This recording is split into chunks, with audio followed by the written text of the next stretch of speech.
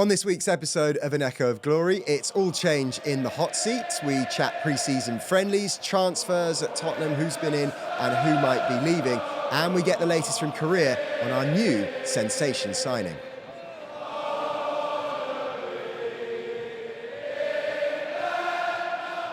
Welcome to another episode of An Echo of Glory, and yes, the keener-eyed amongst you will notice it's not Johnny Blaine sat in the chair, it is indeed me, Jake Robson, for today. No, rumours of an Echo of Glory coup are baseless and without any foundation at all. The great man is in fact on holiday. He hasn't fled to the south of Spain like some kind of Costa Con of the 80s. He is taking a much-needed break because, as we know, he's always very, very busy. Johnny, welcome to you. I'm sure you'll be watching later on. But of course, in at his place is me, and alongside me, we've got some more regulars of An Echo of Glory. Delighted to say Jake Sanders is here. How you doing? Very good. Gary Diamond as well. You've just killed me because I'm hosting next week, and he does a proper job, and you've got Muggins here who's going to be like flumbling over my lines. You'll be absolutely fine. Everybody can't wait for that. Has anybody had any contact with the great man? Ange. Stole your joke. That's his one. Not Ange or Johnny, no. Oh, okay. Well, that's fine. He assures me that he's doing well. Apparently, he's off to the water park at some point. So, in the south of Spain. We all like some water sports from time to time. Wow. Okay. Let's get straight to it then. Enough of that rubbish at the top. Game on Saturday. Obviously, Tottenham played in Korea. Japan. They're in Korea now. Fantastic reception they got. What do we think? I mean, I don't want to jump the gun, but some fantastic performances by some of the youngsters. It's been a theme, hasn't it, the pre-season, sort of ropey first halves and exciting. It's exciting second halves. I think I've watched all the pre-season games so far. I actually thought on the weekend we played some really, really good football. It was, the two goals that they scored were both gifts. The first one was a bit of a freak, wasn't it? Yeah, the first one, Sarr was on it on Saturday. He had one in the first half. He had one of the worst games I've seen him ever have. But yeah, both of their goals were bad goals to concede. The attacking football that we're playing is very, very good, and there continue to be some standout performances from the likes of Archie Gray, who every time he plays just catches the eye and continues to impress. And I think as well, we can talk about the first team, but the youngsters that have been coming in have been so impressive. Jamie Donnelly on the weekend wasn't playing in his natural position, and yet he hit the post with one effort, easily could have scored, and set up the winner, but put in two other crosses. He could have had a hat-trick of assists. One was for more on a plate, wasn't it? Yeah, he really could have had a hat-trick of assists. His delivery was outstanding. So he, we knew about him from last season and what an exciting prospect he was, but he looks like he is ready to make that transition, and it'll be interesting to see if he becomes a part of the first team squad or goes on loan. And then, of course, there is Mikey Moore as well. Should we read much into Donnelly playing at left back every game and us not having a natural? I know we've got Ben Davis, but we don't seem to be in the market for an Udogie, understudy. Could that be? It's a big ask because he's never played professional football. Donnelly, he's not gone out on loan yet, but should we look into that? The fact that he's played. There's been some links to a couple of left backs, but there has been talk that Ange sees his ability on the ball as making him somebody that could be an inverted left back. And certainly when you see how he played the other day from that kind of position, he can get into those areas where he can deliver or he can take the ball in the middle. He's a really great prospect, and Mikey Moore just keeps arriving in the right places. He did one thing the other day, which was exceptional. He got the ball in a really tight area, some unbelievable footwork, beat a couple of players. There's some serious talent coming through. They didn't win the amount of trophies they've won over the last couple of seasons at youth level for no reason. There is some serious talent coming through there. So my next question is, should we read too much, or should we read enough into what we've seen in pre-season? And kicking on from that, are we going to see any of the youngsters? Should we be seeing some of the youngsters play in the team this season? I think the biggest ones. Are they ready? But Bergvall and Gray are different because we've spent much. I know they're both youngsters, but especially Gray and probably Bergvall as well. We'll be seeing plenty of.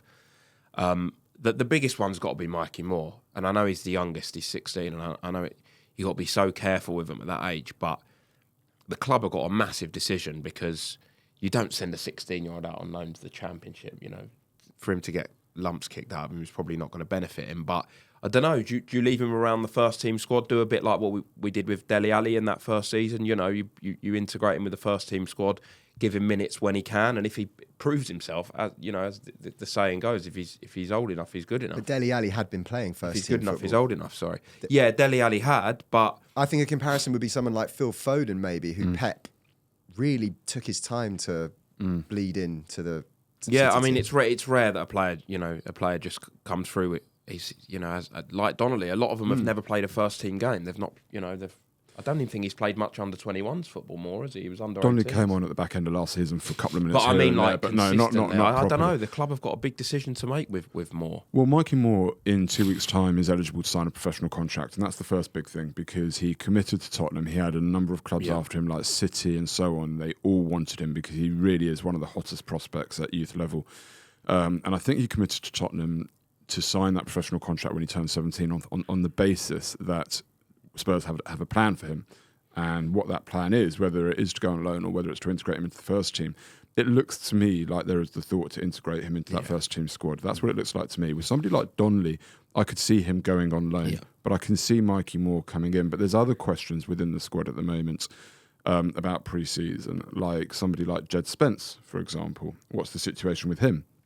Because he's another one who there is a huge question mark over this.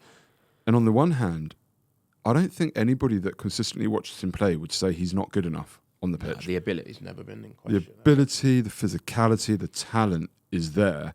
Sometimes a little lazy in his defending.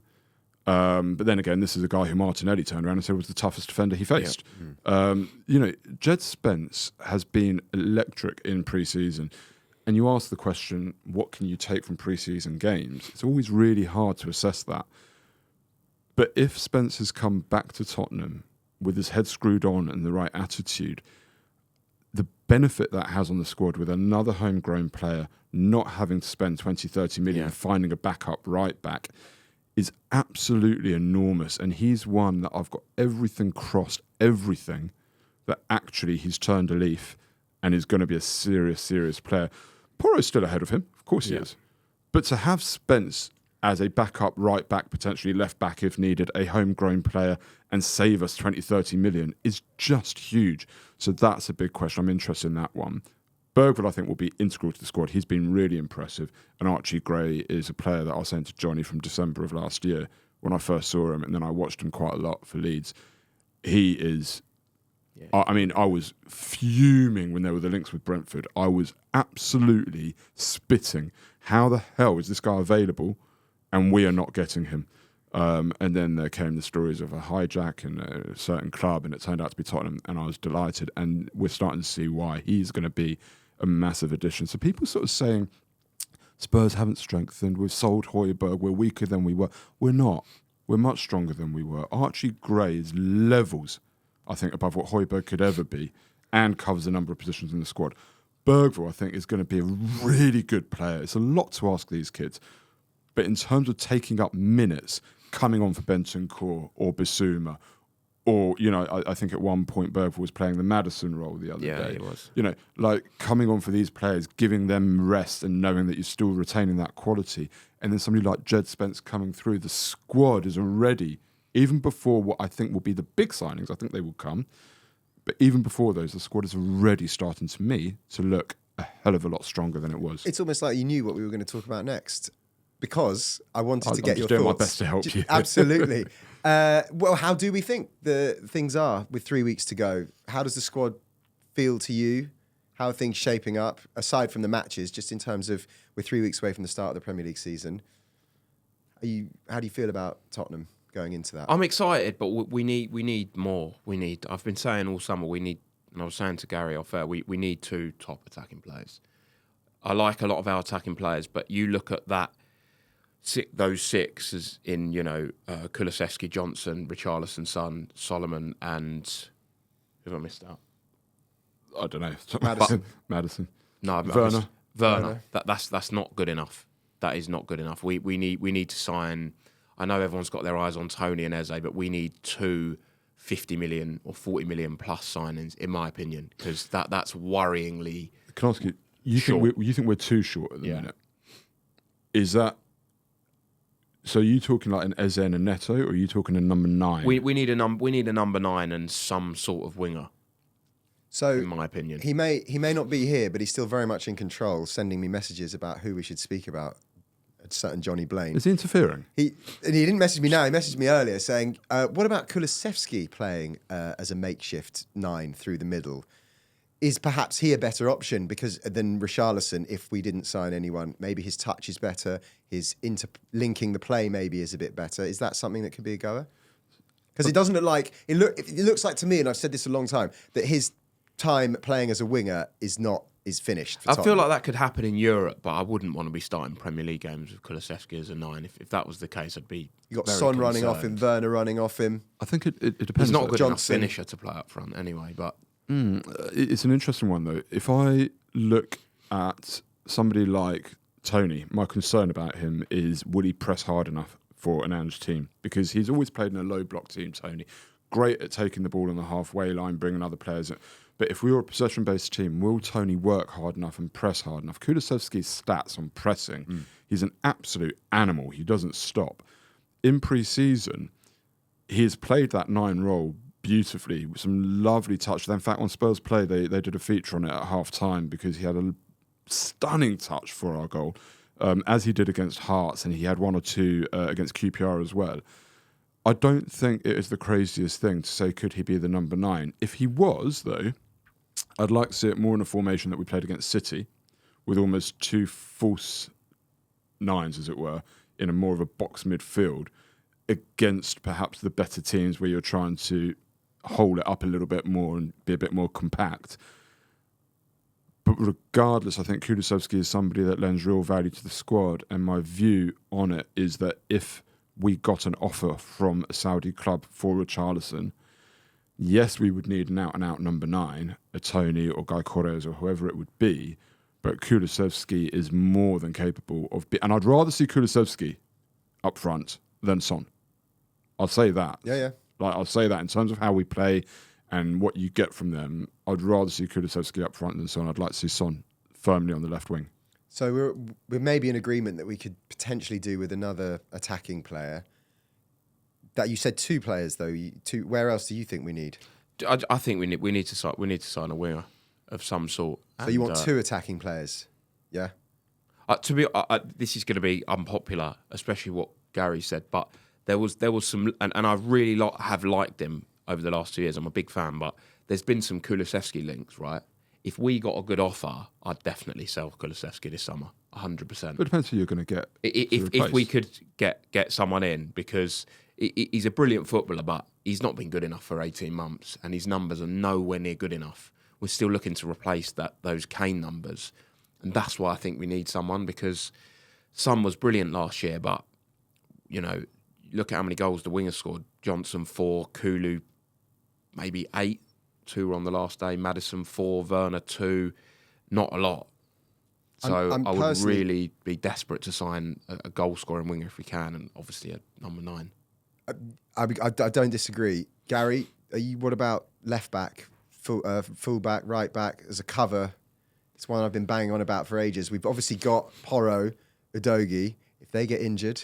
We've got Gray now, haven't we, as well, and Spence, which we'd be reasonably covered at right back. This is the thing, right, is I just want to have a little dig here at my absolute favourite, Antonio Conte. How could we compete with AC Milan when they knocked us out 1-0, and he's saying, how can Tottenham compete with the history of AC Milan? They're on the cusp of signing our 4th choice right back, right? And negotiating pennies about the best deal that they can get for him. You've got Porro, Archie Gray, and I'd put Jed Spence ahead of Royale. All right, so that's where AC Milan are, Antonio Conte. Thank you very much. I think we can assume that Royale's gone. Yep. It's been interesting seeing him on tour. It's been interesting seeing him in the friendlies. I do ask the question, why, when you see Gil and Reguilon left at home to find another club, and I like Royale. I've got nothing against him. Certainly Reguilon and Gil, they've got to go, right? Of course they do. But I always sort of wonder when you get these players that are clearly going to go, but they're included and take up so many minutes in pre-season. It's like, is that a condition of the buying club that they get minutes? I don't understand it, right? I really don't. But he's going to go. And then back to the question about right back, left back, centre back. If Spence comes through, we don't need a right back. We absolutely categorically do not. And I'd love him to, because it frees up Gray to really compete for that number 6. Okay, left back, left centre back is where the question is. I think more left back. Well, it depends. You know, if you signed a really strong left centre back, you could push Van der Ven out. You wouldn't really want to. I don't really want to have to do that, although he played very well at left back. Van der Ven just plays brilliantly everywhere. He's just a god. But yeah, I mean, we need somebody at left back, left centre back. If Spence isn't going to come through, I think we also need a right back, because I don't want to see Archie Gray taken out of the middle to cover for Porro. So that is why the Spence issue is as big and important as it is. Well, so where do we think Archie Gray is going to play then? Because he's played at centre-back every game. I don't think we can look too much into that. No, you know, our 3 centre-backs have all been away. But obviously pre-season, I get why he's been playing there. But then how's he then just going to be thrust into maybe playing as a 6? Or I mean, well, maybe now that could change. You know, we've got 3 more friendlies. Dragusin, as we're going to mention, is there now. We'll probably play one of the halves on Wednesday, and then maybe push Gray up a bit more. I'm not really too sure. Well, Gray played 6 at the beginning of the second half the other day. Yeah. And unfortunately, that coincided with his first mistake, which led to their equalising goal. I thought it was a bad ball into him. I thought it was a ball that nobody would ever want. He had 2 or 3 players around him. Okay, he took a bad touch, but that's probably borne out of the ball not being great, and he's very conscious. He's got 2 or 3 players around him. But Gray, I think by his own admission, says that he is a midfielder, whether that is more an attacking midfielder or a 6. His best performance for Leeds, by a long way, came when he absolutely bossed the game from that deep-lying anchor midfield against Chelsea at Stamford Bridge. That was the first time I saw him, and I kept an eye on him thereafter. But that game, he was a sensation. You just can't overlook that. And when the guy himself is saying that that's where he wants to play. And the interesting thing about him is I can see him coming through as the 6, and I think that could really benefit Basuma, who currently has been playing that 6. But I actually think Basuma would do better as an 8 for us, with less defensive responsibility. Get him on the ball, get him driving, get him running, get him playing those short interlinking passes, get him on the edge of the box where he loves to sort of receive it back and score the goal like he did against QPR. Lovely goal. He did that a couple of times last season where he jinked through. In an 8, you can really release Basuma to do that, as well as ask him to help out Archie Gray with that defensive bit as well. So I think that, Johnny will hate me for saying this, but... He's not here. But, you can see why there could be discussion of Bentancur. You mentioned Kulusevski being somebody to bring in money. I can see a Bentancur or a Kulusevski being sold to raise funds. I hope neither of them, because I love both of them. I've got deep love for both of those players, particularly Bentancur. I just think is a wonderful footballer. But you could see how or why, if we bring in another midfielder, one of those two could go with Archie Gray coming in at 6. Jake, though, we are in quite a healthy it's not called FFP anymore, is it? I've forgotten what PSR. Yeah, we're in a and I think it feels like that they're trying to bolster the squad because of the European and Premier League campaign. So I don't know if that's necessarily we need to get players out to bring players in. I wasn't saying that about Kulu because we need the money. I just meant, sometimes in the past we've not sold players when we perhaps should have, and we've lost loads of value on them, like a Sanchez or a Lamela, for example. I'm not comparing Kulu to them, and I just think if we did get an offer, but I'm not saying we need to raise funds. But on the Gray Basuma thing, we're 3 weeks away from the first game, and we've got 3 more games. The tests are going to get bigger against Bayern Munich. What do we sort of think? Lo Celso and Bentancur are obviously going to come back later. You'd be surprised if they were starting. But, Gray, Maddison, Bergvall, Sarr, Basuma, what we sort of thinking right now? I'm thinking... Would Gray start that game in the midfield? I don't think he'll start on the opening day. I'd like him to. I don't think Maddison. he will. Yeah, same as last year, probably. I think Bergvall and Gray will... I'd be surprised if by Christmas they weren't both banging the door down to be starters. Well, that's why the Europa League's key. Yeah. You've got a load of games. But I just think it would be I mean, I don't know. You take a look at Van der Ven and his first home game that's exactly against what United. I thought last season. We saw that. And, I was surprised that he came into that game against United. The first home game, 4 days after he joined. And he came straight in and boom. It was it was the first game. It was Brentford, I think. No, Van der Ven came in against United. I think it was Brentford. Was he? It was Brentford. Did he play against Brentford? He started the first game. Yeah. I remember starting, and it was. It was a completely new back four apart from Romero. I had in my head that he came in against United and that was his first game. But either way, he got thrown in. He's not afraid to do that. No, some managers wait. I wouldn't be. But I think we'll get a lot of clues against. You mentioned Bayern Munich. If Gray starts at 6 against Bayern Munich and stands up to Paulinho and their midfield, then fine. We'll know more against that quality opposition. Just going back to the PSR thing. I think there is a common misconception that yes, we have a load of PSR headroom. We've got a very healthy position. Yeah. There is a common misconception that means you can go and spend. You can, but you need the money to be able to go and spend. And having that financial liquidity is a different thing. So people are saying, well, we'll just go and pay the release fee for Eze. Well, hang on, not many people have 65 million lying around in the top drawer. Financially, in terms of PSR headroom, we can do it. That isn't the issue. It's also, we're not getting players out the door for PSR reason. The Højbjerg sale, for example, is a good sale because Højbjerg had 1 year left on his contract and his book value is about 3 million when you look at the transfer fee we paid. And we get in about 12 to 15 million. You've made about 8-9 million. So actually PSR, that's 8-9 million clear headroom, which, across a 5-year contract for a new player gives you a £45 million purchase, right? That's kind of, I think, how it works. But, so the Højbjerg sale, people saying we didn't get enough, actually... We got plenty. We got plenty, more than enough for him, okay? So the players out the door is more about squad space. Lo Celso just shouldn't be here next season. Well, he's got 1 year left, I think. He's got 1 year left. He's got to go, and there's a lot of links to Villa, and he played under Emery before. I like Lo Celso. He's another one who last season, we're talking about Spence, he's another one who last season we were sat here in pre-season going, oof, as Lo Celso turned a new leaf. It's never been about his ability. No. He's a good player. But is he physically up to the demands of the Premier League? It's never been about Spencer's ability. He's a good player. But is he going to get his head screwed on and really face up to the challenges of being a top-level professional? So it's not about the PSR to get the players out. It is about the squad space. You've got to get Hill out. You've got to get Lo Celso out. I think you've got to get Reguilon out. Royale's got to go. Well, those will go, you'd imagine. These players who take up squad spaces, take up wages, and aren't going to add in. They're not going to take minutes off other players. They're not going to you're not going to bring them on in the 70th minute to give Maddison or Porro or whoever it is a rest. Right? That's the value of the squad that we're trying to build. That's where I think the young kids come in, who you can place trust in.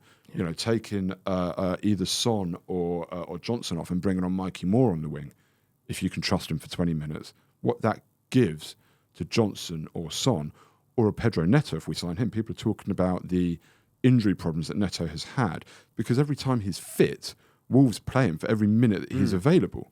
Well, actually, if you're saying, okay, well, Neto's going to play for 70 minutes and then you've taken him off and bringing Johnson on or bringing on Mikey Moore or bringing on Donnelly or whoever it is, that's a big, big difference of the squad. So you mentioned Neto. We've discussed the positions. We've obviously been linked with Tony. I haven't seen many links with Eze, although I would love to sign Eze. You're the man with your ear to the ground on these kind of things.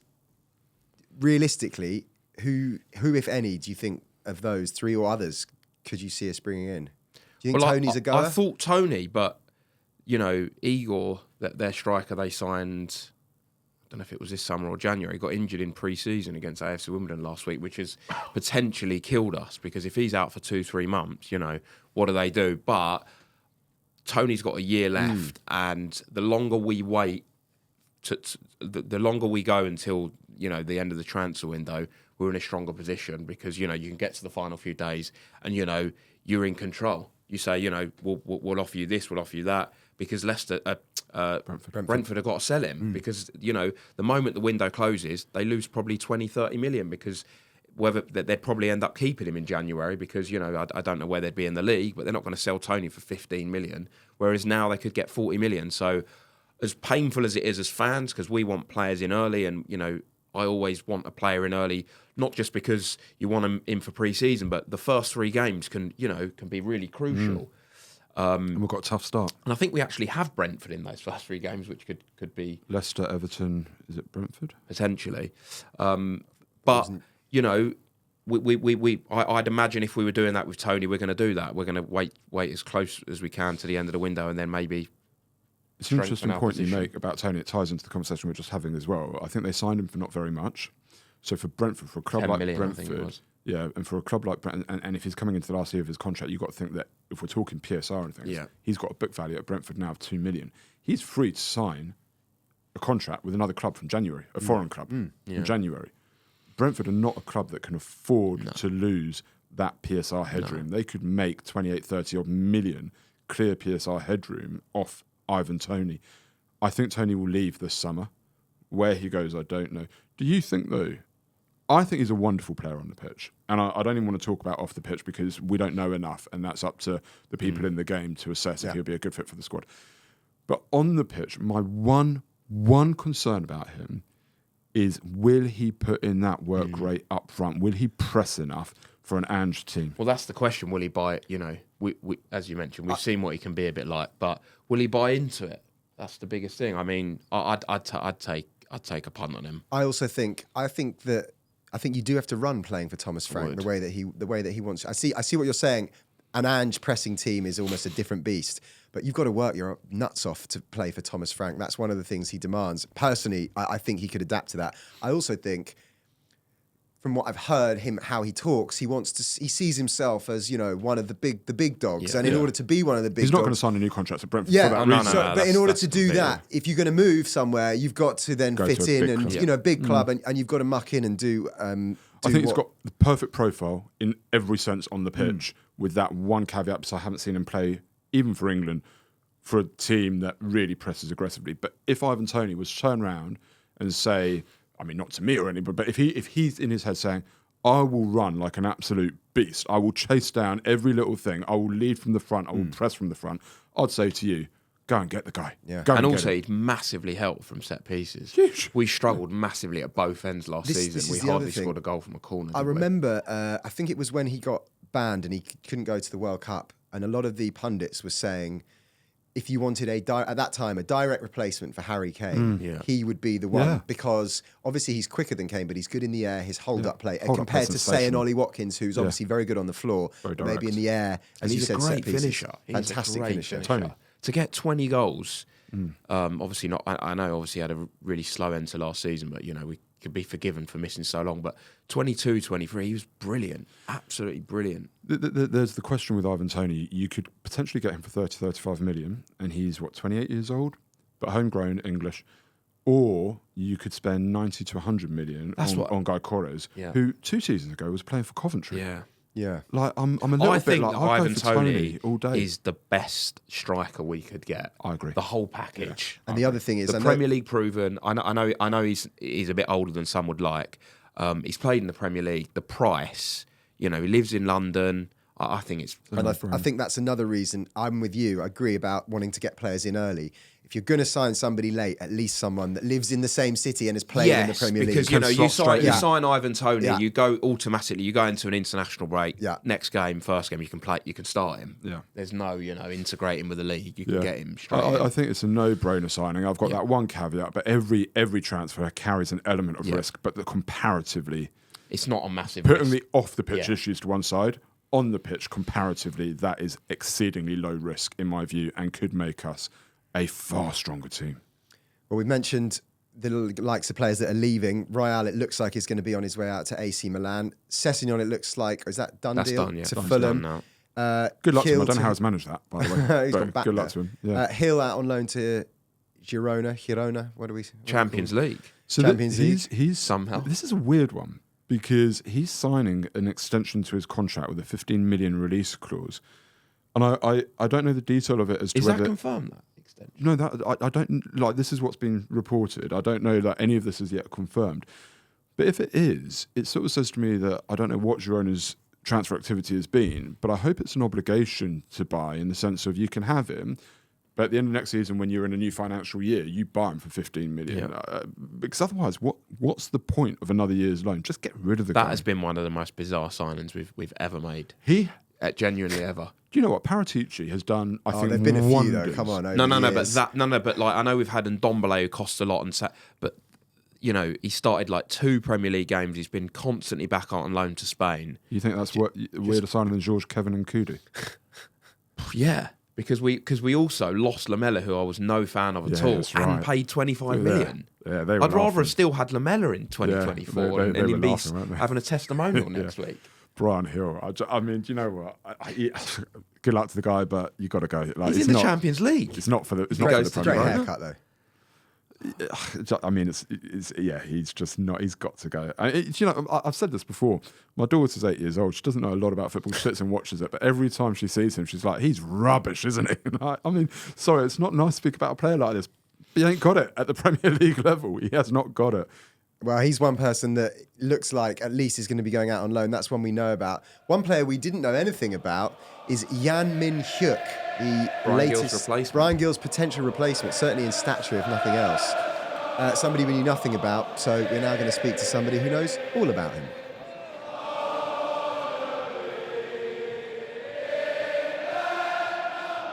Delighted to say that we're now joined by Korean football journalist and Tottenham fan as well, Jason Lee. Jason, thank you very much for joining us.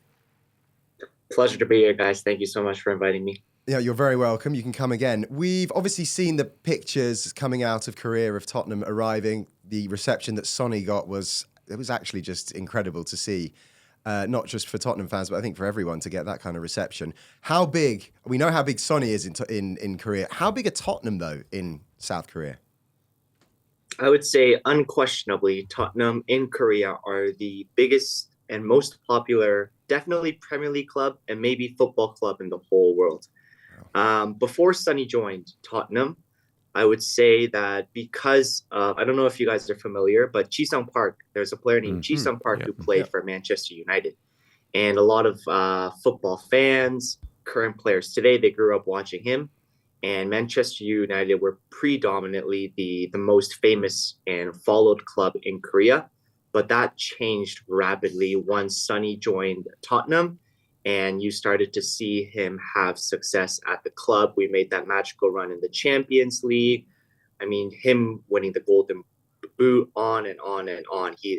And the stardom that he brings, the star status that he has, it just makes it, natural that people are going to follow the foreign club that he plays for.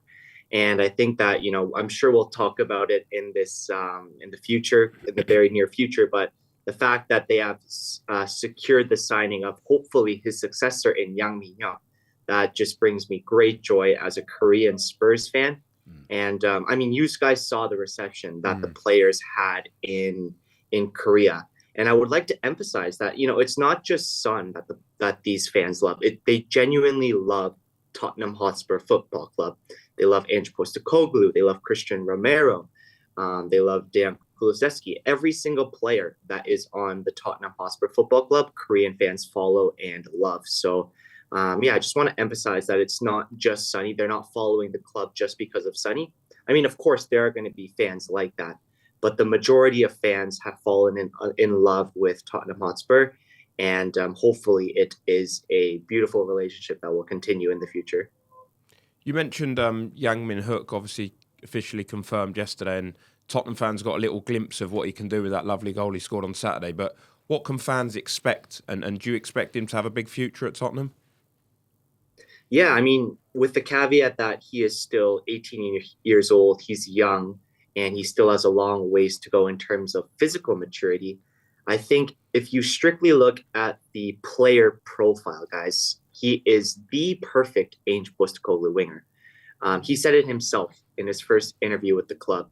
He is a 1v1 specialist. He's quick. Not to the standards that Sonny is, because his pace, Sonny's pace, is truly world-class and probably his best trait. But Yang-min Hyuk is definitely not on the slow side. He's very quick as well. His first touch is impeccable. Like Sonny, he's incredibly two-footed. And I've said this before in other appearances or in my own YouTube channel, the finishing that he's shown at 18 years old surpasses the finishing ability that Sonny had when he was at Hamburg in the Bundesliga at the same age. So, get him to England, get him training under Ange Postecoglou. under his influence, and I strongly believe that if he continues his trajectory he's taken, the projection is that he definitely has the potential to be Sonny's successor for Tottenham Hotspur. One thing that is a slight concern, I've got another question after, but one thing is a slight concern is Sonny came to the Premier League as a 6'1" guy who has filled out a lot in his time in the Premier League, has got much stronger, much more physical. Yang Min-hyuk looks quite a bit smaller. Is he going to cope with the physicality of the Premier League, do you think? I think those are very, very valid concerns, especially since the club have had a failure in Bryan Hill before, and the similarities are there. It's a great comparison. On first glance. However, I think if you look at the physical build of Yang Min-hyuk, his center of gravity is extremely low. It's extremely strong. His upper body strength is already able to compete against the physical defenders of K-League's first division, which of course isn't up to the standards of the Premier League, the physicality and the speed of the Premier League. But he's already shown that he can compete against, 25, 30-year-old defenders who are trying to outmuscle him and take the ball away from him. But he has not been shy of physical duels. I think, strictly speaking, in terms of his physical build, it's different than Bryan Hill. It really is different for me. Just in a personal context, I'm currently in medical school. I have a little bit of background in sports science. And if you look at Yang Min-hyuk's build, I think that he has, the potential to fill out like Sonny did in Tottenham. Because when Sonny first came to Tottenham, he struggled. He wasn't the guy that he was right now. Yeah. He was slim. Yep. He was easily pushed off the ball. Yep. And that was why, the first off season after his first EPL season, he went to Pochettino and said, maybe I want to go back to the Bundesliga. Yeah. And it was Pochettino who convinced him, hey, let's stay. Let's work on your physical build. I really think that you can explode in the Premier League. And that's what he did. Similarly, I don't know if he will ever reach the physical height of Sonny guys, but I do think that he has potential to add muscle and fill out and hopefully add the explosiveness as well as he continues to mature physically. Jason, it was striking to me, and I don't know how true this is, there was a report that Yang Min-hyuk was waiting for Tottenham. There were other offers for him that his club had accepted from top 6 Premier League teams, but he held out for Tottenham. So a couple of things on that. Was that because he sees himself as a perfect Ange player? Was that the status of Tottenham in Korea? And if it was the status of Tottenham in Korea, how much should Spurs be plundering the K-League for talent like this? What is in the K-League for Tottenham to really take advantage of? Yeah, so I think firstly there is a little bit of a mistranslation there. I don't know what Twitter account first translated that. It might have been Spurs Express or one of the other ones. Yeah. The timeline, to my understanding, is that Tottenham first made the offer, and then another top 6 club who recently won the Champions League and the Premier League came and tried to hijack the deal. But it was Yang Min-hyuk, and the president of Gangwon FC went to Yang Min-hyuk and said, hey, if you want this other club, we are willing to stop negotiations with Tottenham Hotspur and negotiate with this other club if you want. But Yang Min-hyuk said, no, the only club that I want is Tottenham Hotspur. And like you said, I think that has to do with a variety of factors, one of which is definitely the status of Tottenham Hotspur in Korea. But more importantly, the fact that the captain of the national team, Korea's biggest football star, Sonny, is there and is able to help him transition into English football. I think, of course, Inch Postecoglou will have played a role as well, because in Korea, he's known as a really brilliant manager who plays exciting football. That had to have played a role. In terms of the second part of your question, it's really difficult to say because Yang Min-hyuk is the best, no hyperbole, no over-exaggeration, the best prospect to ever come out of the K-League. Wow. So it's difficult to say that, should Tottenham be... I mean, I think Tottenham should always be scouting the K-League. They should always be scouting the J-League because there are some really exciting talents coming out of Asia these days. Yeah. Mitoma, Kubo of Japan. We see Lee Gang-in at PSG, Kim Min-jae at Bayern Munich, who we missed out on a couple of years ago. I mean, Asian players are the real deal. So we should always be keeping an eye on the league. But I think that, Yang Min-hyuk is so unique. He's so special at his age that it's difficult to say, we should continually be making signings from the K-League. Okay. And just lastly, then, we've got another game coming up on Wednesday. How do you see that going? What can we expect as Tottenham fans to see perhaps from the opposition? And also your thoughts for Tottenham on the upcoming season? Yeah, so firstly for the match against the K-League All-Stars, it's very much a celebration. It's a similar thing that what happened a couple of years ago when Tottenham visited Korea. What I think is it's a 22-man roster for the K-League. 12 were chosen based on fan voting, and the remaining 10 were filled out by the coaches who chose who they thought were most deserving. I do believe Yang Min-hyuk will start for the K-League or maybe come on as a substitute. And my expectation, my guess is that there'll be some sort of event at halftime or before the game that kind of unveils him as a Tottenham Hotspur player. And hopefully he puts a good showing on for the fans, makes a good first impression, and shows Awesome. the quality of player that he is. In terms of my expectations for the upcoming season, it's really hard to say, guys. I mean, we're waiting on a bunch of signings. I think the only two signings that we've made are Archie Gray and Yang Min-hyuk. I mean, Archie Gray has looked brilliant for us so far in the preseason, but we still need a durably 1v1 specialist winger. Yep. I still think we need a center forward, perhaps a backup left back. And until those needs are addressed, I can't really confidently say, we're going to make a push for the title even, or a deep run in the FA Cup or the Europa League.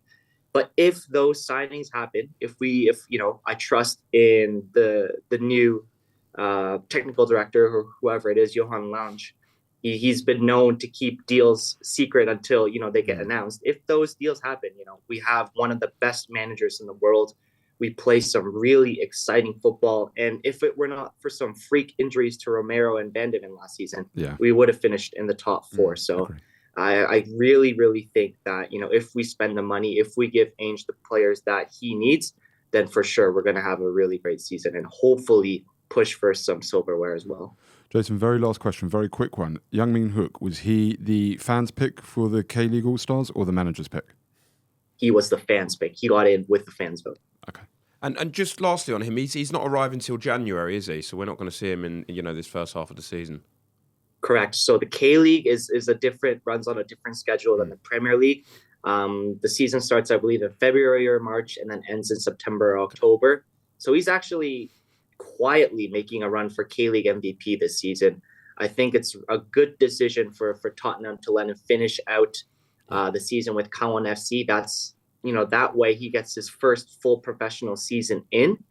And then my hope is that he comes back to Tottenham in January, trains with the first team, gets to know the players, learns the language and the culture, really learn Ainge Postecoglou football for 6 months. And then in summer 2025, we can reassess, do we send him to the championship?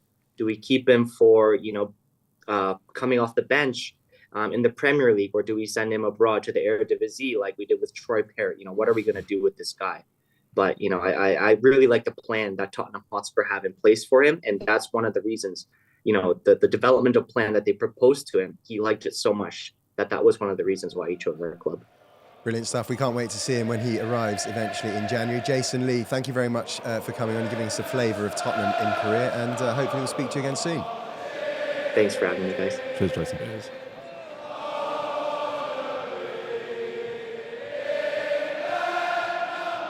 Wow, what a player he sounds like. Exciting. Most best talent to come out of the K-League, he said. So we've obviously, picked up someone really, really good potentially. I think it's just encouraging that the clear philosophy of the club is to grow one of the strongest, by way of youth and the youth coming through. And I know you'll get a lot of people will scream, but we need the big players now. Yeah, okay, we've spoken about the Tonys, the Ezes, the Netos, and nobody's dismissing that we need to bring them in. But the philosophy of bringing in the Bergvalls for 10 million, you can't go wrong. Archie Gray's a lot of money, but actually when you've got Rodon going in the other direction... It wasn't as much as it seemed. It's nowhere near as much as it seems. We were spitting last season about not signing Alex Scott because we should be signing the best English or talent generally from the Championship. The Championship's a really strong league. Every season we should be looking at the talent coming through there. But the fact that our scouting network is picking up the likes, and I know it sounds obvious to say because they should be, but it can't be dismissed. What a good job. That Bergvall looks fantastic. Yeah. He looks like a real player. He really came, even the other day, came on and just demanded the ball, and he was absolutely everywhere. And going back to Yang Min-hyuk, I mean, none of us are going to pretend we've seen much of the guy. We've all seen one clip. We've seen one clip. I mean, we've seen a little bit more. We've seen him taking on players. His highlight reel, and YouTube can make David Bentley look like a great player, right? It did. David Bentley was a typical match of the day player, right? It looks wonderful. Actually, not that good. So you can all do that. But the point I'm making is what they're trying to build with bringing in the best talent from different leagues at that age is such a clever, good way to go. And I think he's costing like €4 million. Yeah, so pennies. If it doesn't work, it's not like no Brian risk. Hill, who we were just talking. We paid them, no risk. Yeah, it's absolutely no risk. And the lovely thing about this is, if he truly does go on to achieve even a part of his potential, it keeps that connection to South Korea alive. It's a potential lovely story, isn't there? Yeah, with the whole Sonny. I know we've Korean spoken about like the South Korean flags in the stadium. Some people have an issue with that last season. I don't. We love it. We've spoken about that quite openly. These fans, and as Jason said there, they genuinely love Tottenham. Yes, they were attracted to Tottenham through Son, but these fans genuinely love the club. And you see that when they come to the stadium. Their passion for Tottenham is immense. You heard it in the crowd in Japan the other day, the songs they were singing. We've all seen those clips. We're seeing it again with the South Korean fans now. So this keeps that connection, which is important as well. I think the globalization of the club is important. But of course, the most important thing is, can this guy actually be a really valuable player for Tottenham? And if you listen to what Jason has to say, it sure as hell sounds as though he will be. So it's got to be exciting. Also, I kind of tend to think that Ange would have had a say in this. Well, we know about Ange. Well, I don't know if everyone knows, but I know. He signed a lot of players from Japan, and a lot of them have done very well at Celtic. So he knows that Far East market. I wondered. It's different. No disrespect, it's a lot different bringing in players to the Scottish League, to the a top six club. But I wondered when he was going to attack that market, whether it was the K League or the J League. So I'm not surprised at all. And obviously, here we now know we've got Son. So this could have happened if we had a different manager. I'm sure Sonny had a big say in this. We saw sort of pictures yesterday of Sonny greeting him there, and obviously the timing's perfect. As Jason mentioned, we're going to be seeing what he's all about on Wednesday. Yeah. It's a clever signing. It's a good signing. It's a signing for the future. Yeah. But I think the rest of the summer now, we need to focus on bringing in. We've got a month. Yeah, we need to focus on bringing in now the players that are going to make that big impact to the first team almost immediately. So this is the thing. It feels like on the surface feels like it's been a quiet summer, but if you think about it, obviously Werner is now signed permanently, or is it another loan deal with a view to so he sort of counts for me as a summer signing. Yeah. We've obviously signed Bergvall, we've signed Gray, and now we've got Hyuk, who's coming in January. So actually, when you look at it like that, at least in the summer, we've actually made technically 3 signings. When we were at the start of the summer, we would have said we needed 3 or 4.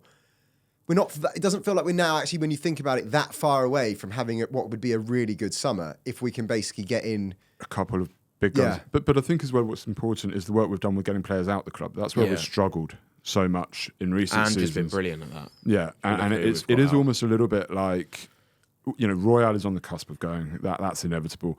And yes, they're haggling over payment structures or whatever. But it's not, I think, as though we're holding out for the silly money that we have wanted in the past. It's been seen more in the sense of, look, we need to get these guys out in order to build. And that's equally as important. It really is bringing players in. And as I mentioned earlier, I think the squad is, people say the squad's weaker. It's not. The squad, to me, is much stronger. You've got Gray. Who says that? We haven't. Oh, Twitter article. Gray and Bergvall. From losing who, though? It doesn't make that doesn't even make sense. Højbjerg's gone. And Højbjerg did take minutes last season. He played more games than anyone else. Yeah, he played an important role last season, okay? Whatever our thoughts on him, he played an important role last season. He's not suited to Ange football. He's very suited to other styles of football, I'm extremely surprised that he's gone to a De Zerbi team. That shocked me a little bit. But then again, it's the French league where actually he'll probably have a bit more time on the ball and whatever. So he's a good player. Like I didn't mean to ever slag him off in that way, but he's not an Ange player. So I would rather see a Gray coming into his position. I would rather see Bergvall coming in and taking minutes off of either of the eights or Maddison in that sort of more 8-10 role or whatever. I would rather see Jed Spence filling in at right back or left back if needed. I'd much rather that. I'd rather see Ash Phillips as a fourth centre back if needed, and then go and sign a left back. Okay, so for me, the squad is shaping up, but nobody is going to sugarcoat that we absolutely need probably a 9, especially, I mean, if Richarlison goes, then definitely a 9. But I would say even if he doesn't, probably a 9, an Eze and a Neto. I mean, I can't say Neto because I love him. I absolutely love him. But he's sensational. And if we signed 2 or 3 big players at the front of the team, like you were saying to me before, you mentioned that our attack just isn't quite there. I like them all individually, but like they're not killers, are they? No, and some real quality. Yeah, and I think the other issue with it as well, when you look at what we have on the wings and the way we play football, these aren't players who retain the ball. They are very direct. You want to get Johnson in behind, whereas you could give Neto the ball in front of his full-back and he will retain possession. What he did to us in that game last season when they beat us was killed us. Amazing. Killed us. Right, he's sensational.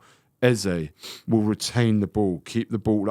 Where we got hurt last season was turning the ball over up front and being caught out, and teams are in. And it's those mistakes. If you have players who retain the ball much better, Tony will retain and protect that ball much better. Then actually, that front attacking unit becomes a lot better. And you can have one player in there who, I'll criticise Sonny in the sense of I don't think he's a ball retention player. I don't think anybody would say, Sonny's somebody you want getting on the ball and dictating play in that sort of way. He's not. You want to get him into positions where he can kill teams, similar to Johnson, right? And it's great to have that variety in the squad. But the reason I think it's not linking up, and I agree with you, at this moment, is the players in the front at this moment are killers who only really want to be so direct and bang. Yeah. But to play the Ange way, we need to be retaining that possession up front, unpicking those locks. And that's not, I think, what we've got outside of Maddison at this moment. Yep. And that's what we desperately need with an Eze, a Neto, and a Tony. You put them in the team, my God. Absolutely. I'm fans of all of them. It's been very, very interesting to hear your thoughts this morning. I think it still is, afternoon. Yep. How have you enjoyed sitting in that chair? Yeah, it's been all changed, isn't it? I like this chair because I don't feel like I'm at Wimbledon, like going like this and this, swiveling between you guys. Okay, next week, I would say that Johnny's going to be back next week, but he's not. We've got Gary Diamond in the hot seat. Yeah, I mean, I'm nervous. They can't wait. Give the people what they want. That's all I can say. Such a professional host here. No, they're going to. You've done an amazing job, and next week we're just going to burn the house down. There's a clamour outside. Johnny who? He'll be sipping sangrias, no doubt, this time next week, or he'll be at the water park or whatever he's doing. I've no idea. Anyway, Jake Sanders, thank you very much. Thank you. Gary, thank you. We'll see you next week. Gary will be back in this hot seat next week. We'll see you back here next week. And up the Spurs.